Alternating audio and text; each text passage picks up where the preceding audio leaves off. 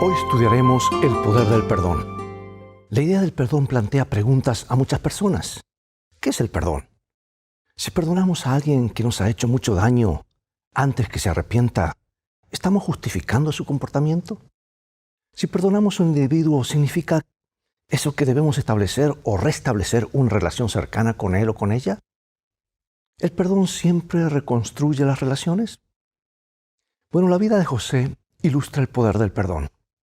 A lo largo de su vida, fácilmente podría haber fomentado la ira hacia sus hermanos, la amargura hacia sus traficantes de esclavos y el resentimiento hacia Potifar. Sin embargo, no hay ni un indicio, ni una de estas cualidades negativas en la vida de José.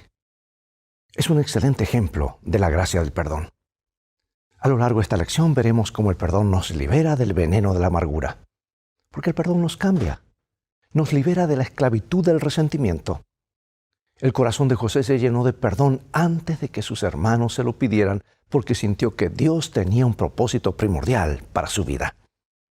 Sus hermanos sufrieron la culpa de sus acciones durante años. Estaban atormentados por el recuerdo de esa última mirada persistente en el rostro de su hermano cuando lo llevaron a la esclavitud. Así como José necesitaba perdonar, ellos necesitaban perdón. Es que el perdón facilita la curación en las relaciones rotas. Tanto Jesús como José comparten algunas similitudes sorprendentes. Ambos fueron traicionados por los más cercanos a ellos. Ambos fueron condenados injustamente. Ambos fueron acusados falsamente y sufrieron las consecuencias. Ambos perdonaron y fueron exaltados por Dios. Colgado de la cruz con clavos a través de sus manos y pies, la sangre fluyendo libremente de cada uno de sus miembros, Jesús gritó: Padre, perdónalos, porque no saben lo que hacen. Podemos perdonar a los demás porque Jesús nos perdonó. Y ese es el tema de la lección de hoy. Comencemos con este hermoso versículo bíblico que nos habla acerca de que aunque no comprendamos las cosas al comienzo, en las manos de Dios las cosas han de terminar bien. Génesis 45, 5. Ahora pues no os entristezcáis, ni os pese de haberme vendido acá, porque para preservación de vida me envió Dios delante de vosotros. Un hombre que había sido acusado de agredir sexualmente a una mujer. Ella lo identificó positivamente en una rueda de reconocimiento. Aunque las evidencias hacían que la culpabilidad de él fuera dudosa, la mujer insistió que Johnny era el culpable. Y así Johnny fue a la cárcel, donde se pudrió, por decir así, durante 14 años por un delito que no cometió. Y recién cuando las evidencias del ADN lo exoneraron, la mujer, Joan, se dio cuenta de su terrible error. Ahora ella quería conocer a Johnny después de que lo liberaron. ¿Qué haría este hombre que sufrió tanto cuando se encontrara cara a cara con la mujer que le había arruinado la vida durante tantos años? Ella lo estaba esperando en una habitación. Cuando él entró, se miraron a los ojos y Joan se largó a llorar. Johnny simplemente se inclinó, dice ella, me tomó las manos, me miró y dijo: te perdono. Yo no podía creerlo. Allí estaba este hombre al que yo había odiado y solo le deseaba la muerte. Y sin embargo ahora, aquí estaba él, diciéndome a mí que le había hecho tanto mal que me perdonaba. Ella continúa diciendo, dice, recién entonces comencé a comprender de qué se trata realmente la gracia. Y recién entonces comencé a sanar y a tener un verdadero descanso. Amigos, hoy analizaremos el perdón y lo que puede hacer por el corazón humano sin descanso. Finalmente, las cosas avanzaron en la dirección correcta para José. A lo grande avanzaron, ¿verdad? José salió de la cárcel y además lo nombraron el primer ministro de Egipto después de interpretar los sueños de Faraón. Ahora estaba casado, tenía 2 hijos, los almacenes de Egipto estaban llenos y había comenzado la hambruna predicha. Entonces un día, los hermanos de José aparecen en Egipto. Ahora es interesante el primer encuentro entre José y sus hermanos. ¿Por qué fue un plan tan elaborado? ¿Qué estaba tratando de hacer José con esta primera reunión? José tenía poder y podría haberse vengado de sus hermanos sin tener que justificarse, y ellos no sabrían quién era. Pero en lugar de vengarse, José se preocupó por los miembros de su familia. Se preocupó por su padre. Se preguntaba si seguiría vivo o su familia disfuncional se había convertido en una familia sin patriarca. ¿Y su hermanito Benjamín? Al ser el deleite y el gozo de su padre, Benjamín ahora estaba en la misma situación que estuvo José. Se preguntaba, ¿habían transferido los hermanos sus peligrosos celos a Benjamín?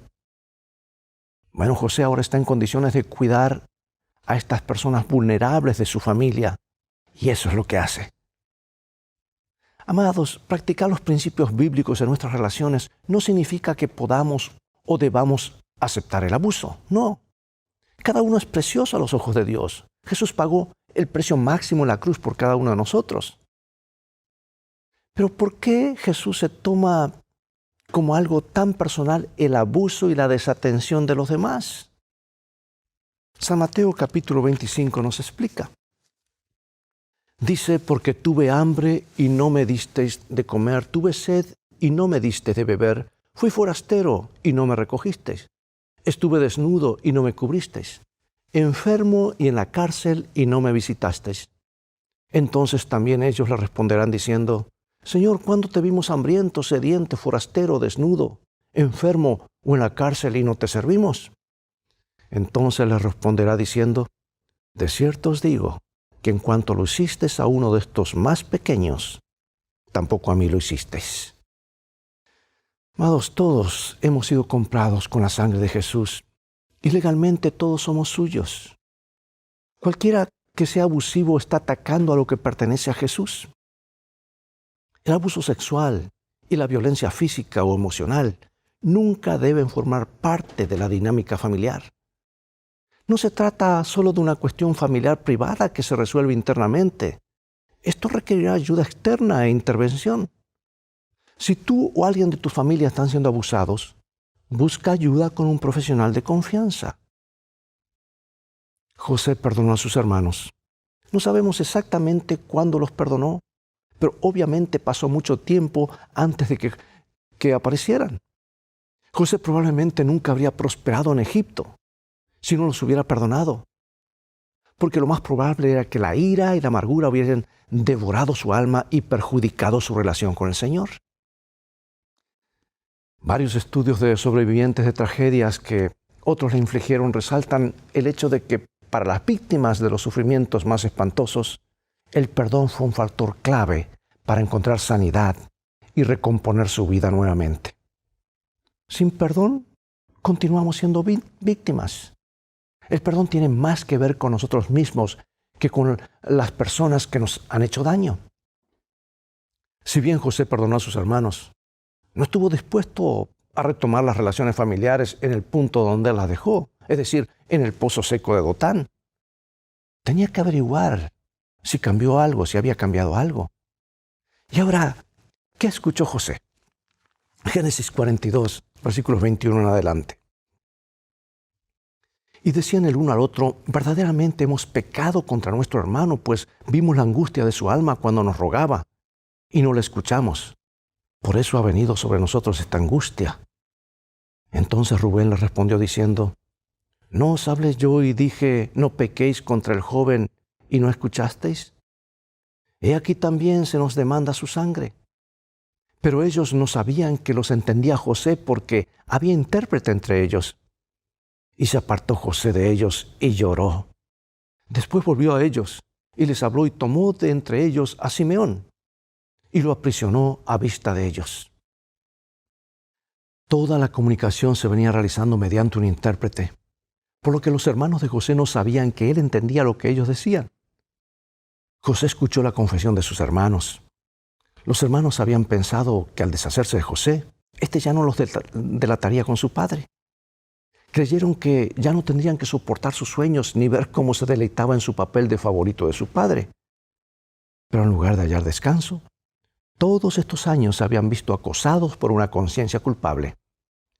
Su accionar había provocado inquietud y un temor paralizante en cuanto a la retribución de Dios. José realmente sintió pena por el sufrimiento de ellos. Lloró por ellos. José sabía que la hambruna aún duraría varios años más, por lo que insistió en que traigan a Benjamín con ellos la próxima vez que fueran a comprar grano. Y para asegurarse retuvo a Simeón como rehén. Después de ver que Benjamín todavía estaba vivo, organizó una fiesta, en la que obviamente mostró favoritismo hacia Benjamín para ver si los viejos patrones de celo aún estaban vigentes en ellos. Los hermanos no mostraron ninguna señal de celos, pero José sabía lo astuto que podían ser. A fin de cuentas, engañaron a todo un pueblo y seguramente él se imaginaba que debieron haberle mentido a su propio padre acerca de su suerte.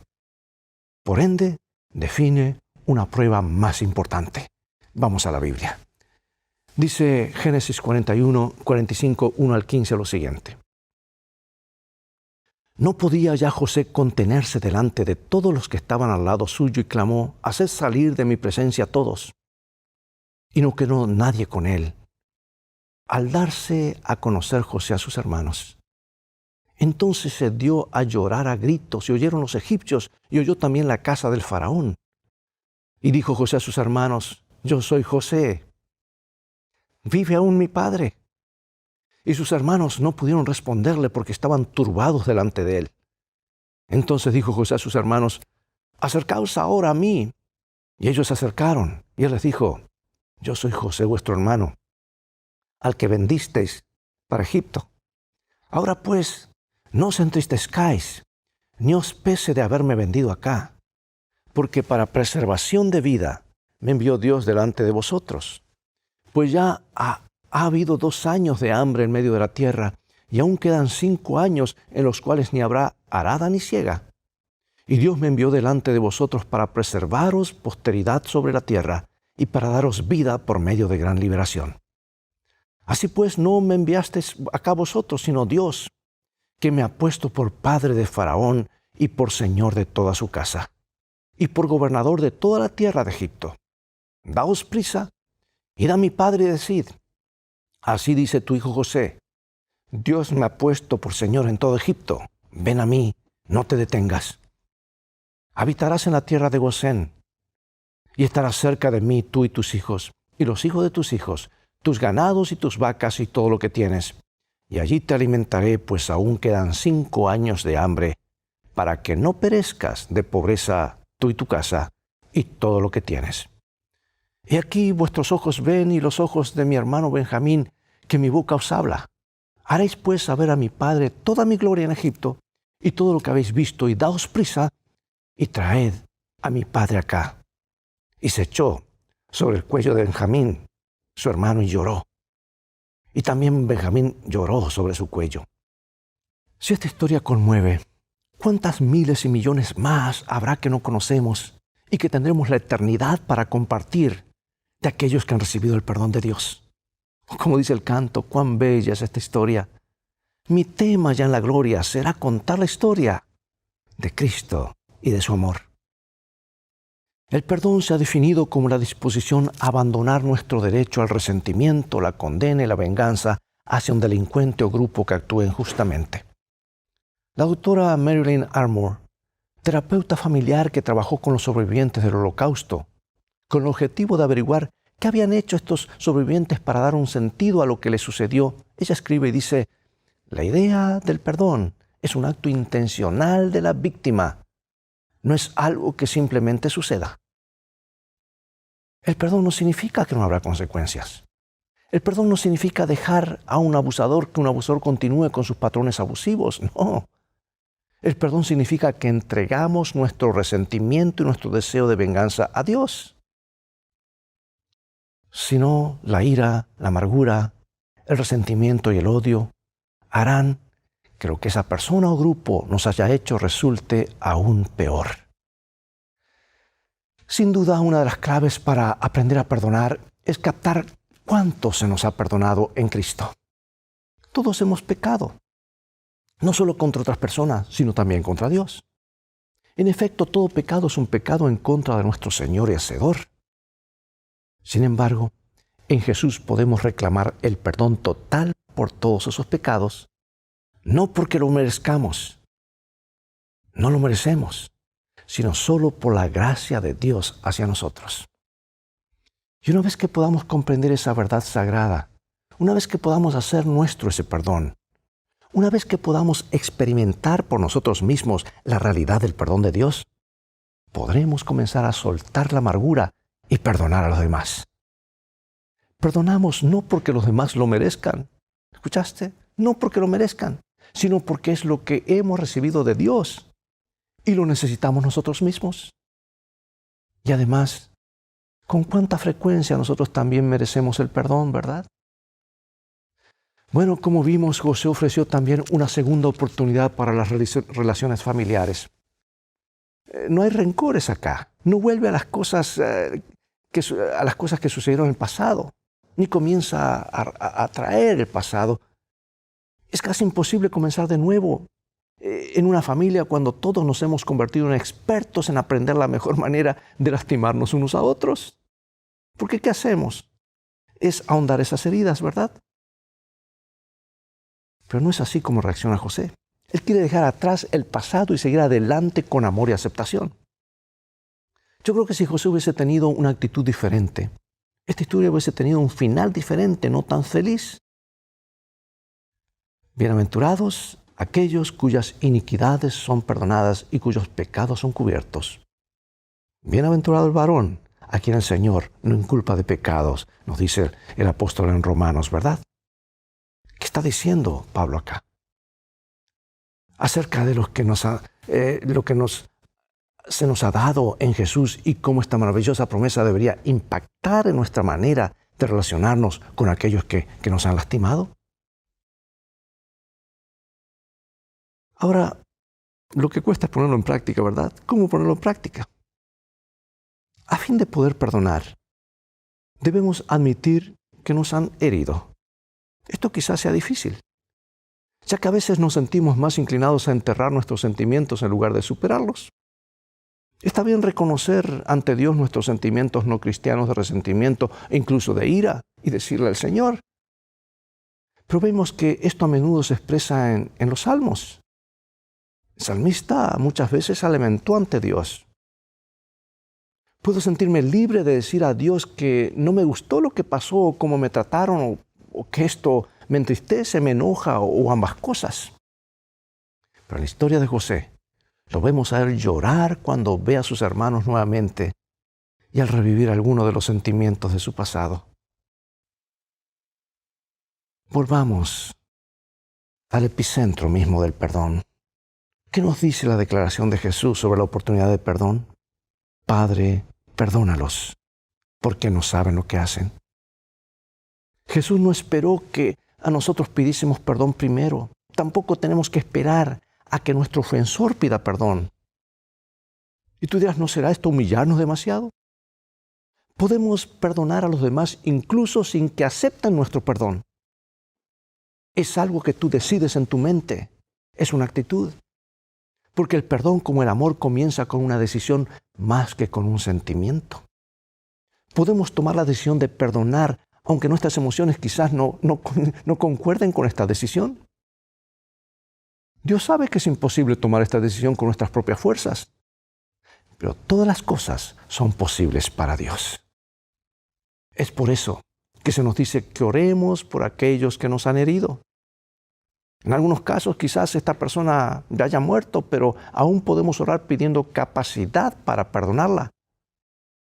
Sin duda el perdón no siempre es fácil, pero vale la pena. El dolor y el daño que nos causan pueden ser devastadores, dejándonos heridos, paralizados, destrozados. Pero habrá recuperación si lo permitimos, pero aferrarse a la amargura, a la ira y al resentimiento hará que la recuperación sea mucho más difícil. Y a veces imposible. Si es que cabe esta posibilidad.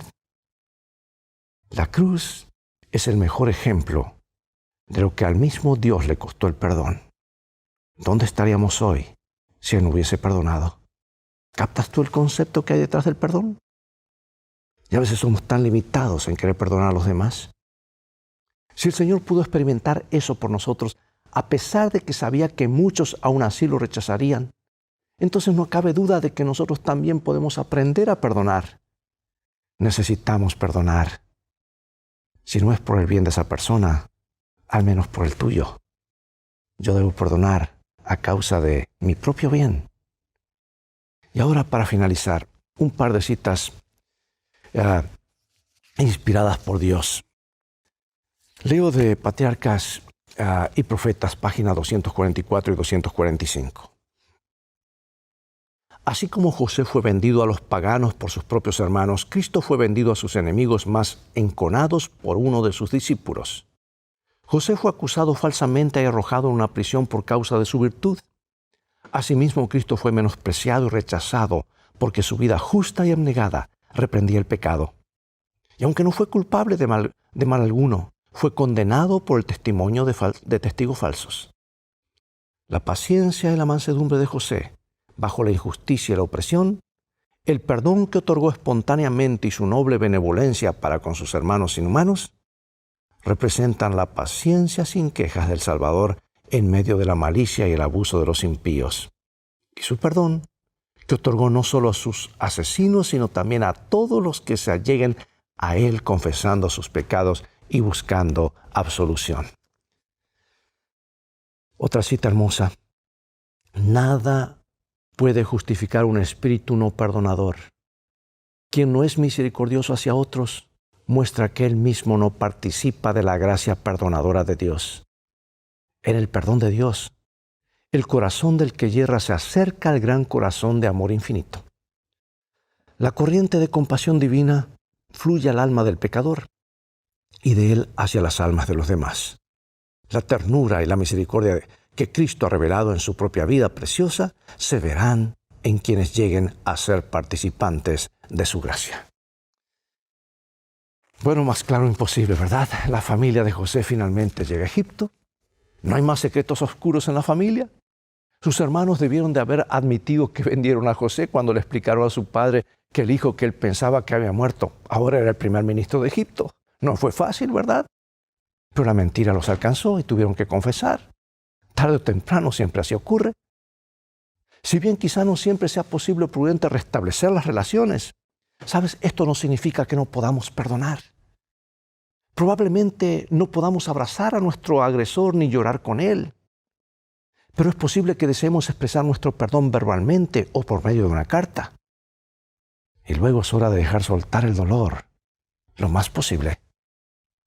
Quizás siempre quede algo de dolor. Es normal, es humano, pero al menos podremos avanzar en nuestra recuperación. Los hermanos de José habían estado viviendo en Egipto durante 17 años. No obstante, cuando Jacob murió, aún así temieron que José se vengara. Reconocieron nuevamente cuánto daño le habían causado a José. Y José les vuelve a asegurar su perdón, ahora después de la muerte de su padre. Bueno, este recordatorio probablemente fue bueno para José, al igual que para sus hermanos. Porque si la herida es profunda, probablemente tendremos que perdonar muchas veces. Cuando sobrevengan en nuestra mente recuerdos del agravio, tendremos que acudir a Dios inmediatamente en oración y tomar la decisión de volver a perdonar. José creía firmemente que su vida era parte del gran plan de Dios para ayudar a salvar de la hambruna al mundo conocido en ese entonces y ayudar a su familia a cumplir la promesa de Dios de convertirse en una gran nación. El hecho de saber que Dios había anulado los planes malvados de sus hermanos con la intención de propiciar el bien, ayudó a José a perdonar. La historia de José tuvo un final feliz. Pregunto, ¿cómo respondemos cuando el final de una historia no es tan feliz? O podríamos argumentar que cuando el pecado y el gran conflicto lleguen a su fin, cuando todos los problemas se resuelvan, ¿será un final feliz? ¿Cómo podría esta esperanza ayudarnos a afrontar finales poco deseables? Hay una cita más que no puedo pasar por alto, deseado a todas las gentes, 197. Dios nunca conduce a sus hijos de otra manera que la que ellos elegirían si pudiesen ver el fin desde el principio y discernir la gloria del propósito que están cumpliendo como colaboradores suyos. Acompáñame a orar. Padre Celestial, hemos estudiado un tema clave, práctico hoy, y lo has dejado en la Escritura para nuestro bien. El perdón sí es posible. Jesús perdonó aún lo que era imposible perdonar. El cielo sigue perdonando. Queremos manifestar ese mismo espíritu. Danos esa capacidad a través de tu espíritu. Transfórmanos. Sabemos que lo harás porque lo pedimos en el nombre de Jesús. Amén. Bien, es todo el tiempo que tenemos por hoy. Seguiremos entonces la semana próxima, llegado el momento de despedirnos. Y seguiremos con las lecciones de vida de estos temas acerca de encontrar el descanso, la paz en Cristo. Invita a otros a sintonizar este canal y transfórmate tú mismo en un canal de bendiciones. Mientras tanto, Dios te bendiga y te guarde. Y recuerda, tú vales mucho para Jesús. Él te ama más de lo que puedes imaginar. Y en el viaje de la vida, las cosas han de terminar bien si haces de la Biblia tu GPS y a Jesús como tu guía. Maranata.